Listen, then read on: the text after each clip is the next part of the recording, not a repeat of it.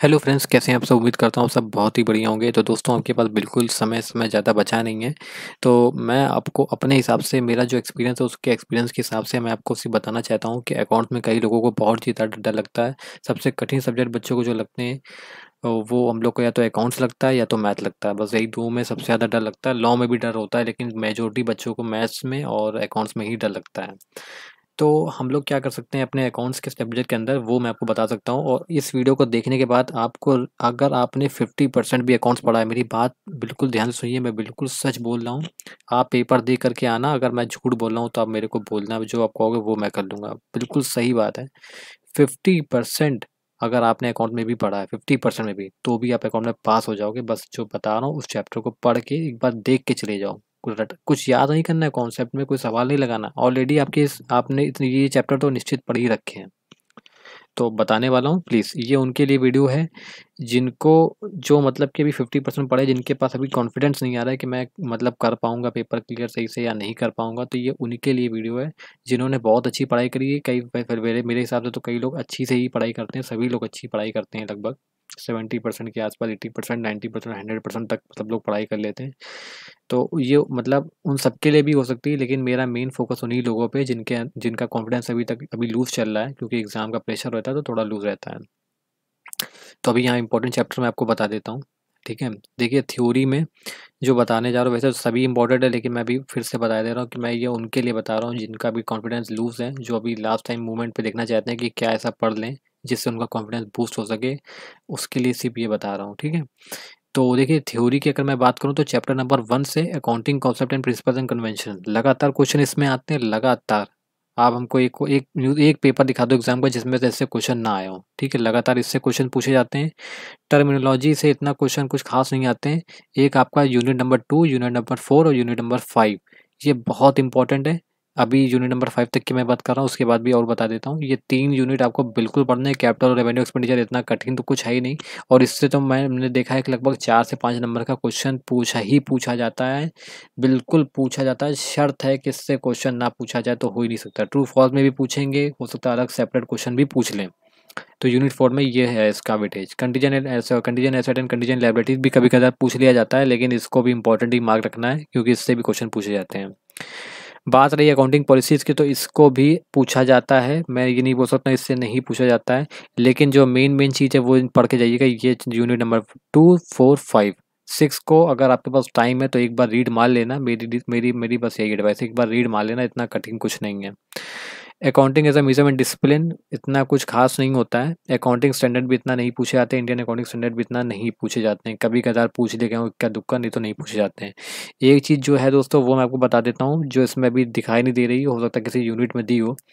जो आपको थ्योरी के लास्ट में देखने को मिलेगा कि अकाउंटिंग और स्टैटिक्स के बीच में डिफरेंट, एक अकाउंटिंग और इकोनॉमिक्स के बीच में डिफरेंस, ये डिफरेंस को ज़रूर पढ़ के जाइएगा, ठीक है। ज़रूर पढ़ लीजिएगा, एक रीडिंग मार लीजिएगा, बस समझ लीजिएगा मोटा मोटा ये क्या कहने की बात हो रही है, बस इतना कर लीजिएगा। कभी कदार पूछ लिया जाता है तो इसको ज़रूर पढ़ लीजिएगा। बात करते हैं यहाँ पर अपने अकाउंटिंग प्रोसेस में। अब दोस्तों, आपको जानकर हैरानी होगी कि जनरल एंट्री तक पूछी जाती है इंस्टीट्यूट के द्वारा। आप उठा करके भी पूछ लीजिए, 2-3 साल में जो अभी जितने भी अटैम्प्ट हुए हैं, अभी इस साल का 1 अटैम्प्ट और पिछले साल के 2 अटैम्प्ट, उसमें जनरल एंट्री लगातार पूछी गई है। 3 से 4 नंबर की जनरल एंट्री पूछी जाती है। हाँ, सिंपल नहीं होती है, लेकिन जनरल एंट्री में इतना कुछ कठिन लायक कुछ भी नहीं होता है ना। आप ही समझ रहे होगे। तो जनरल एंट्री भी पूछी जाती है 4 नंबर की। लेजर बनाना तो किसको नहीं आता, लेकिन लेकिन पूछा ही नहीं जाता है। ट्रायल बैलेंस, भैया ट्रायल बैलेंस पूछा जाता है। मतलब समझ लो, अब क्लास 11 के मिड टर्म एग्जाम में भी शायद मेरे ख्याल से ट्रायल बैलेंस पूछा जाता होगा, शायद फाइनल में तो मुश्किल ही पूछा जाता होगा, लेकिन अपने इंस्टीट्यूट में ट्रायल बैलेंस तक पूछा जाता है 5 नंबर का। तो अब समझ लो 4 से 5 नंबर का ट्रायल बैलेंस पूछा जा रहा है, तो कितना सिंपल पेपर होगा। यकीन मानिए, मैं दोस्तों को बता रहा हूँ, यूनिट 1 से ही आप लगभग पास हो जाओगे। मुझे तो यही इतना यकीन है। यूनिट 2 की तो मैं बात ही नहीं करता हूँ, 1 से ही पास हो जाओगे अगर 50% भी पढ़ाई करी है। इतने सिंपल क्वेश्चन पूछे जाते हैं। कोई भी अटैम्प्ट का पेपर उठा लो, ऐसे-ऐसे क्वेश्चन पूछे जाते हैं, मतलब कुछ है ही नहीं। बस जो मेन चीज़ है कि दोस्तों, आपको अपने स्पीड का ध्यान रखना है। ये जो चीज़ है, ये कोई टीचर आपको नहीं बताता है। लेकिन मेन चीज़ यहीं पर होती है कि आपको स्पीड पे अपनी कमांड होनी चाहिए, क्योंकि आता तो सब कुछ है लेकिन हमारे पास इतना टाइम नहीं होता है कि उसको हम कर पाएँ। तो स्पीड मेंटेन करना बहुत ही ज़्यादा आवश्यक है। तो इस समय पे आपको प्रैक्टिस इतनी करनी चाहिए। मैं अभी आपको जो इम्पोर्टेंट चैप्टर बताए दे रहा हूँ, इनके आरटीपी, एमटीपी सबसे पहले लगा लेना इन्हीं क्वेश्चनों के, ठीक है? इसके बाद अगर आपके पास समय हो तो प्रीवियस ईयर के भी आप लगा सकते हो। अगर नहीं है तो अदर चीज़ों की प्रैक्टिस आप कर सकते हैं। तो ट्रायल बैलेंस भी पूछा जाता है। सब्सिडी बुक शायद कभी इक्का-दुक्का पूछ ली गई हो, तो मेरे हिसाब से तो इम्पोर्टेंट नहीं है। कैश बुक वगैरह तो भाई आपको बीआरएस वगैरह बनाना होता है, उसमें cash book adjusted cash book भी बनानी होती है, तो वो भी आप बनानी है आपको। लगभग कैश बुक तो हर बच्चे को आती ही आती है, 11 का ही चैप्टर होता है। अच्छा, मोस्ट इम्पोर्टेंट चैप्टर आ गया यहाँ पर हमारा, रेक्टिफिकेशन ऑफ एरर। 10 नंबर तो मान ही लो, 5 से 10 नंबर तो कहीं गए ही नहीं, इससे लगातार 5 से 10 नंबर के क्वेश्चन पूछे जाते हैं। बैंक रिकन्सिलिएशन स्टेटमेंट, लगातार 5 से 10 नंबर के क्वेश्चन पूछे जाते हैं, कभी कहीं 10 नंबर के दोनों ही पूछ लिए जाते हैं। देखिए, इन दोनों में आपको खेल बता दूं, या तो इसमें 10 पूछा जाएगा या इसमें 5 पूछा जाएगा, या इसमें 5 पूछा जाएगा इसमें 10 पूछा जाएगा। ये 10-5 के आसपास चलते हैं, तो मान के चलो 15 नंबर में ये दोनों ही पूछे जाते हैं, मिनिमम से मिनिमम, गिरी से गिरी हालत में, ठीक है। उसके बाद हमारा इन्वेंट्री हो सकता है, कई लोग नहीं पढ़ते हैं, क्योंकि कई लोग मतलब ऐसा कहते हैं कि इसमें थोड़ा सा फॉर्मूला वगैरह होता है, तो नहीं इतना याद हो पाता है कॉन्सेप्ट। तो अगर आप इसको स्किप करना चाहो तो कर सकते हो, क्योंकि इसमें ऑप्शनल क्वेश्चंस दिए होते हैं, तो फिर आपको जो आपके पास ऑप्शनल चैप्टर हो वो आप दे सकते हो। अब आते हैं डेप्रिसिएशन में। भैया डेप्रिसिएशन पूछा ही पूछा जाता है, शायद ही 10% चांस हो जो ना पूछा है, 90% चांस है कि पूछा ही पूछा जाता है। 5 नंबर का भी क्वेश्चन आता है, 10 नंबर का भी आता है, लेकिन इसमें जो एक यू टर्न आता है, वो यू टर्न मैं आपको बता देता हूँ। वो यू टर्न ये है कि सम ऑफ ईयर डिजिट मेथड, और ये सब चीज़ें, सम ऑफ ईयर डिजिट मेथड हो गया, आपका मशीनरी मेथड हो गया, ये मेथड आप पढ़ के जाइएगा। बहुत ही सिंपल होते हैं, मतलब 5 मिनट के अंदर ये पूरा कॉन्सेप्ट ही खत्म हो जाएगा, इतना सिंपल होता है, पढ़ के जाइएगा। और तीसरी इंपॉर्टेंट चीज़, दूसरी इंपॉर्टेंट जो डेप्रिसिएशन के अंदर है वो ये कि आपको जैसे दिखाई दे क्वेश्चन पढ़ करके कि मतलब क्वेश्चन पढ़ के पता चल रहा है कि अमाउंट बहुत बड़े बड़े फिगर में आने वाला है, तो या तो आप अपना पार्टिकुलर के ऊपर जो बगल में जो आपके पास स्पेस होता है वहाँ पर आप लिख दीजिए इन लैक्स या इन थाउजेंड, या तो ये तरीका अपनाइएगा। और या मेरी एडवाइस तो ये कि आप लैंडस्केप में ही लाइन खींच के कि डेप्रिसिएशन का अकाउंट बनाइएगा, ठीक है। क्योंकि इंस्टीट्यूट की कॉपी थोड़ी छोटी होती है, बड़ी अपनी हाई स्कूल बोर्ड तरीके नहीं होती है, छोटी किताबें होती हैं, तो उसमें आपको प्रॉब्लम हो सकती है, ठीक है। उसके बाद अब हम आते हैं यहाँ पर भी भैया 5 से 10 नंबर का क्वेश्चन पूछा था डेप्रिसिएशन के अंदर, तो अब समझ लो क्या ही मतलब क्या ही कहें फिर तो। अकाउंटिंग फॉर स्पेशल ट्रांजैक्शन के अंदर बिल्स ऑफ एक्सचेंज 5 से 10 नंबर का कहीं नहीं गया है, पूछा ही पूछा जाता है। Sales of goods on approval और रिटर्न बेसिस 50% चांस रहते हैं आने के, 50% चांस रहते हैं नहीं आने के, क्योंकि कभी कभी भी पूछ भी लिया जाता है, कभी कभी नहीं पूछा जाता है। पिछले आइटम में ये पूछा गया था, उसके पिछले आइटम में भी पूछा गया था, उसके पिछले आइटम में नहीं पूछा गया था, तो ये इसका सिस्टम चलता है। कंसाइनमेंट, अरे भाई कंसाइनमेंट 10 नंबर से कम तो कहीं गए ही नहीं है। 10 नंबर तो लिख लो आप, अभी ये भी लिख लो, अभी तुरंत लिख लो, 10 नंबर तो कंसाइनमेंट से कहीं गए ही नहीं है, 10 नंबर पूछे ही जाते हैं, ठीक है। और फिर आता है हमारा एवरेज ड्यू डेट। क्या है एवरेज ड्यू डेट में, कुछ है भी? आप ही सही बताओ, एवरेज ड्यू डेट में क्या है? मतलब अगर मैं अभी किसी नए बच्चे को भी जिसने कॉमर्स भी नहीं पढ़ी है, उसको सिर्फ एवरेज ड्यू डेट में भी समझा दो 1 घंटे के अंदर, वो बंदा सवाल लगा लेगा। अकाउंट करना भी इतना कठिन नहीं, मतलब कठिन भी क्यों बोल रहा हूँ मैं, अकाउंट करने में क्या है, बस थोड़ी सी टेबल ही तो ज़्यादा बनानी पड़ती है। तो इन दोनों में ऑप्शन आते हैं, 5-5 नंबर के क्वेश्चन पूछे जाते हैं, इससे ज़्यादा नहीं पूछे जाते हैं। अकाउंट करंट और एवरेज ड्यू डेट 5 नंबर के ही पूछे जाते हैं, और दोनों में ऑप्शनल भी हो सकता है और कंपलसरी भी हो सकता है, ये पेपर देख के पता चलेगा। तो आप समझ लो 5, 10 कितने हो गए, 15, 10 कितने हो गए, 25, 5, 30, 15 नंबर इनके हो गए, यानी कि 45। 45 नंबर मैंने यूनिट से 6 से लेकर आपको यूनिट ये चैप्टर नंबर 3 से लेकर चैप्टर नंबर 6 तक बता दिए, 45 नंबर ये बता दिए। अब 45 में से मान के चलो अगर आपके 30 नंबर भी इतने ही पोर्शन से आ रहे हैं, तो बाकी पोर्शन तो अभी बच्चा ही हुआ है पूरा। तो आप समझ लो फिर आप क्यों इतना घबरा रहे हो कि अकाउंट्स का पेपर कोई बहुत बड़ी हवा चीज़ नहीं है। अकाउंट्स इस समय इतना सिंपल क्वेश्चन पूछा जाता है। अभी मॉड्यूल 2 भी स्टार्ट नहीं हुआ, अब तो मॉड्यूल 2 में हम लोग आते हैं। अब भाई मॉड्यूल 2 में फाइनल अकाउंट सभी को बनाना आता है, हो सकता है बैलेंस शीट आपकी मैच ना हो। अच्छा, एक चीज़ मैं आपको बता दूं, यहाँ पर अकाउंट्स के पेपर में हमेशा स्टेप मार्किंग होती है, तो ये मत सोचना कि बैलेंस शीट मैच नहीं हुई तो पूरे नंबर ही खत्म। वहाँ पर आप बिल्कुल पैनिक मत हो जाना, आपका ट्रायल बैलेंस मैच हो रहा है ना, नंबर मिलेंगे, स्टेप मार्किंग हो जाएगी, 5 नंबर आपको मिल ही जाएंगे, ठीक है। प्रॉफिट एंड लॉस मैच हो गया, नंबर मिलेगा आपको। बैलेंस शीट मैच नहीं हो रही तो नंबर आपको नहीं मिलेंगे, लेकिन आपको ट्रायल बैलेंस का और उसका नंबर मिलेगा। लिखा नहीं होता कहीं पर कि ट्रायल बैलेंस 5 नंबर का है, लेकिन मैं आपको बताऊँ ना, स्टेप मार्किंग होती है। सारे टीचर लगभग सभी लोग बता देते हैं कि स्टेप मार्किंग होती है, तो आपको घबराने की कोई भी ज़रूरत नहीं है। तो अगर आपकी बैलेंस शीट मैच नहीं हो रही तो परेशान मत होइएगा। ट्रेडिंग अकाउंट बनाना होता है, फाइनल और प्रॉफिट एंड लॉस अकाउंट बनाना होता है। तो उसमें तो लगभग नेट प्रॉफिट वगैरह मैच आप सभी का ही हो जाता है। किसी किसी का रह जाता है तो घबराइए मत, स्टेप मार्किंग होती है, जो जहाँ गड़बड़ी की होगी तो एग्जामिनर देख करके आपको नंबर दे देगा।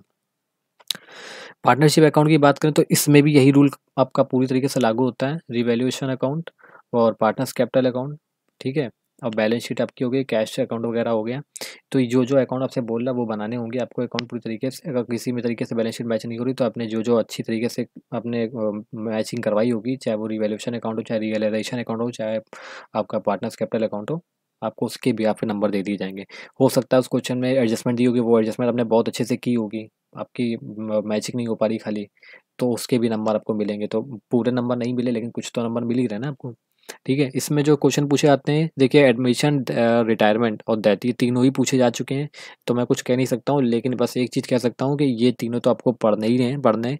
लेकिन सबसे ज़्यादा फोकस आप वैल्यूएशन ऑफ गुडविल पे लगाइएगा, क्योंकि वैल्यूएशन ऑफ गुडविल पे लगातार अटेम्प्टों से सवाल पूछे जाते हैं। और जब नहीं पूछे जाते हैं तो क्वेश्चन में वैल्यूएशन ऑफ गुडविल की एडजस्टमेंट डाल दी जाती है, ठीक है। एनपीओ में भैया सभी लगभग 80% लोगों को डर लगता है बहुत ज़्यादा, लेकिन इतना कठिन चैप्टर मेरे हिसाब से तो ये नहीं होता है।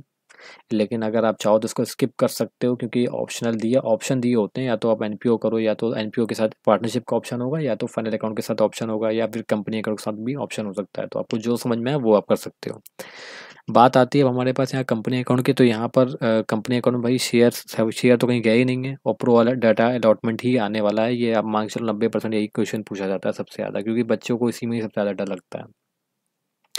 इशू ऑफ डिबेंचर 5 नंबर का पूछा ही जाता है। तो ये जो शेयर वाला है वो 10 से 15 नंबर का पूछा जाएगा, और 5 नंबर का ये लगभग 20 नंबर का कंपनी अकाउंट पूछा जाता है। 15 से 20 नंबर का ही पूछा जाएगा, इससे ज़्यादा नहीं, ना ही 15 नंबर से कम। इतनी गारंटी मेरी, 15 नंबर से कम नहीं पूछा गया अभी तक। किसी अटैम्प्ट में ऐसा नहीं हुआ कि 15 नंबर से कम कंपनी अकाउंट में कुछ पूछा गया हो, ठीक है।